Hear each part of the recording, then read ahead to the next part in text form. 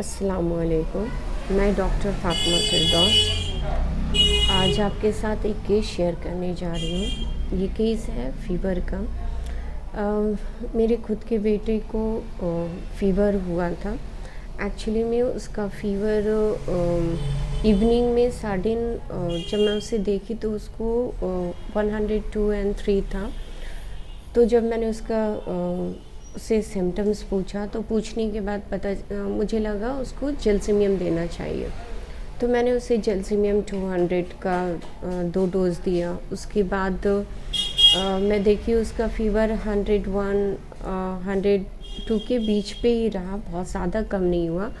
और रात होने के बाद रात में उसका देखिए फ़ीवर 103 एंड 4 पहुँच गया। मुझे पैरासीटामोल देना पड़ा उसे। नेक्स्ट डे फिर से जलसीमियम उसे मैंने दिया। जलसीमियम देने के बाद उसका फ़ीवर नहीं कम हुआ। तो उसको फिर से पैरासीटामोल अप्लाई करना पड़ा मुझे। तो ऐसे ही उसका 2 दिन गुज़रा। थर्ड डे जब मैंने उसे टेस्ट करवाया तो उसका डेंगू पॉज़िटिव आया और उसको एक दिन में मुझे 3 से 4 बार पैरासीटामोल दे देना पड़ रहा था, क्योंकि मैं जब उसका डेंगू का रिपोर्ट देखी तो देखने के बाद पूरा वो पैनिक हो चुके थे कि पता नहीं अब इसका क्या होगा आगे। तो 3 दिन उसको पैरासीटामोल में रखना पड़ा। थर्ड डे में वो मुझे 2 दिन तक मैंने पैरासीटामोल दिया था उसे और जलसीमियम उसका फ़ेल हो चुका था और कोई मेडिसिन मेरे दिमाग में आ नहीं रहा था मैं उसे क्या करूं, क्योंकि इतना मैं पैनिक हो चुकी थी कि कुछ समझ में नहीं आ रहा था मुझे। थर्ड डे में फ़ीवर उसका वैसे ही था, 102 103 इवन 104 क्रॉस कर रहा था। पैरासीटामोल देने से 1-2 घंटे के लिए वो ठीक रहता था, फिर फ़ीवर आ जा रहा था। तो मेरे बेटे ने कहा कि मुझे पैरासीटामोल और नहीं खाना है, क्योंकि पैरासीटामोल खाने के बाद मुझे और प्रॉब्लम हो रहा है, मुझे पेट में बहुत जलन हो रहा है, वॉमिटिंग सेंसेशन आ रहा है। तो मैंने उसका नोटिस किया कि 2 से 3 दिन के अंदर वो क्या कर रहा है। तो उसका ये एक चीज़ देखी कि उसको एकदम कवरिंग चाहिए, must cover in every stage of fever. उसको ठंडा लग रहा है तब भी वो कवर करके है खुद को, अगर वो फ़ीवर नहीं है तब भी वो कवर करके है। उसको एकदम बॉडी का अगर एक भी पार्ट उसका खुला रह रहा तो बोला मुझे चादर वहाँ पे डाल दो, मेरा पैर खुला हुआ है, मुझे ठंड लग रहा है। हम लोग फ़ैन स्टार्ट कर रहे हैं तो वो बोलता है फ़ैन ऑफ़ करो, मुझे बहुत ठंड लग रहा है। इवन अगर उसको फ़ीवर नहीं भी है तब भी वो फ़ैन ऑन करने नहीं दे रहा था। दूसरा चीज़ उसका नोटिस किए कि वो एकदम इरिटेट हो रहा था। अगर उससे कुछ क्वेश्चन पूछ रहे हैं तो वो इरिटेट हो रहा है। कर्टेन बंद करने के लिए बोल रहा है, कर्टेन को बंद करो, रोशनी अच्छा नहीं लग रहा है, लाइट ऑफ़ करो, एकदम अंधेरे में रहना है, मुझे कोई टच मत करो। अगर हम लोग उसके वो जहाँ पे सो के हैं बगल में बैठ के अगर एक दूसरे से बात कर रहे हैं तो उसको बात अच्छा नहीं लग रहा, माँ आप लोग साउंड यहाँ पे इतना क्यों कर रहे हो, यहाँ बात क्यों कर रहे हो। इवन वो हर एक चीज़ से इरिटेट हो रहा था। उसको अगर खाने के लिए बोल रहे हैं तो उससे वो इरिटेट हो रहे हैं। उसके सामने कोई साउंड नहीं होना चाहिए, लाइट नहीं रहना चाहिए, फ़ैन नहीं ऑन हो, हल्का सा हवा से भी उसको प्रॉब्लम हो रहा है। तो 2 दिन तक मैंने इसका ये नोटिस किया तो मुझे लगा कि इसका सिम्टम्स तो पूरा नक्सवॉर्म का आ रहा है, क्योंकि nux vom patient must cover in every stage of fever. ये हर स्टेज में पेशेंट को कवरिंग चाहिए। वो सेंसिटिव टू नॉइज़ होता है, सेंसिटिव टू लाइट होता है, उससे इरिटेट बहुत इजी होगा। उससे कुछ भी क्वेश्चन पूछने से वो इरिटेट हो रहा है।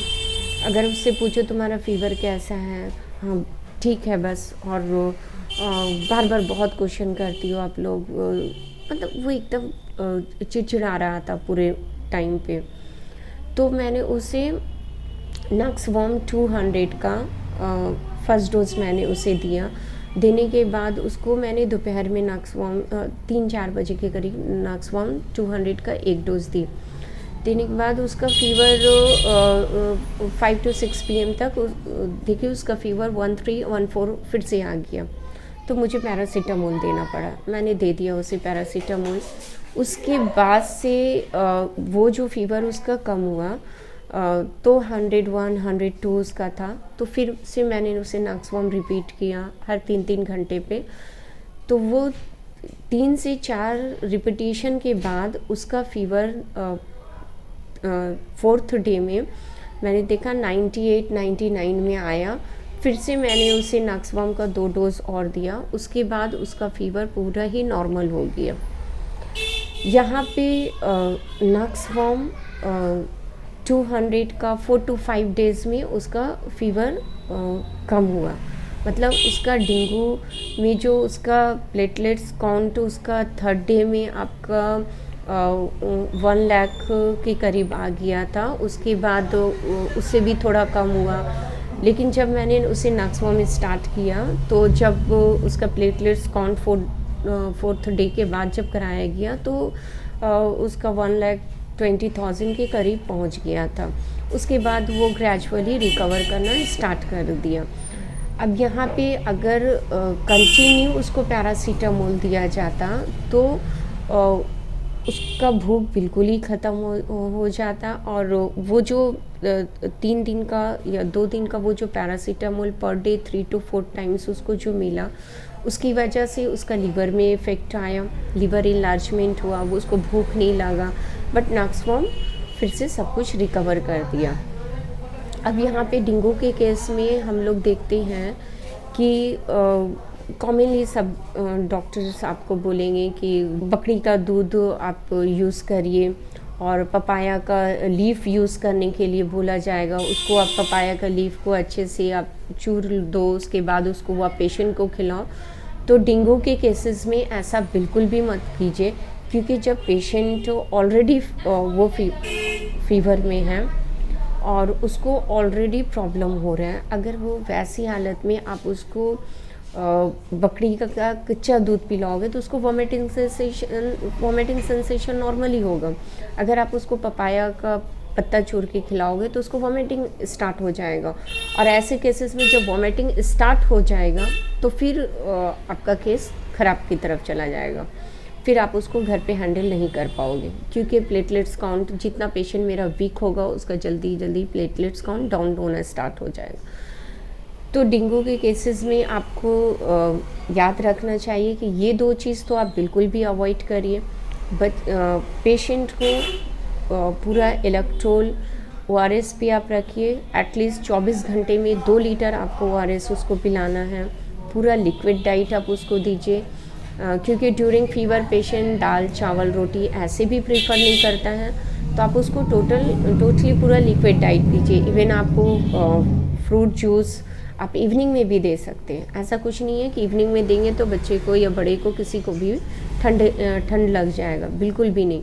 आप उसको पूरा जूस लिक्विड जूस पे आप रखिए और लिक्विड डाइट आप उसको दीजिए। उसको ORS 24 घंटे में 2 लीटर कंप्लीट होना चाहिए।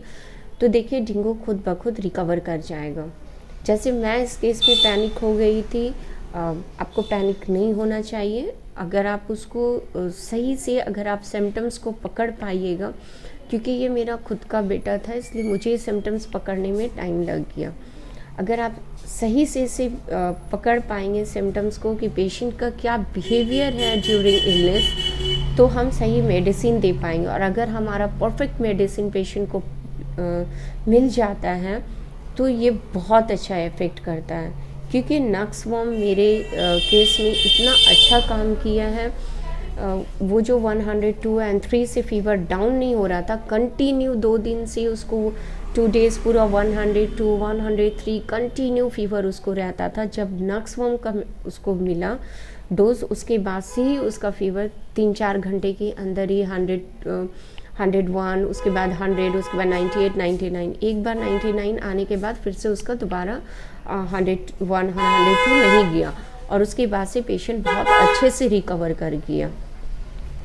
और इसमें एक चीज़ और फ़ायदा होता है, जब हम पैरासीटामोल कंटिन्यू खिलाते हैं तो वैसे केसेस में एपेटाइट भी पेशेंट का कम हो जाता है। इस डेंगू से रिकवर करने में पेशेंट को 15 टू 20 डेज़ या 1 से 2 महीना लग जाता है, बट जब हमारा होम्योपैथिक मेडिसिन अप्लाई होता है तो उसका जो नॉर्मल एपेटाइट होता है पेशेंट का 3-4 दिन में रिकवर हो जाता है। 3-4 डेज़ में आप देखोगे पेशेंट नॉर्मली जैसे पहले खाता था वैसे ही खाने लगता है, बट वीकनेस रहता है। वीकनेस में आपको 1 वीक या उससे थोड़ा 10 दिन का टाइम लेता है, वो वीकनेस भी ठीक हो जाता है। तो अगर आपको मेरा ये केस पसंद आता है then please like share and subscribe.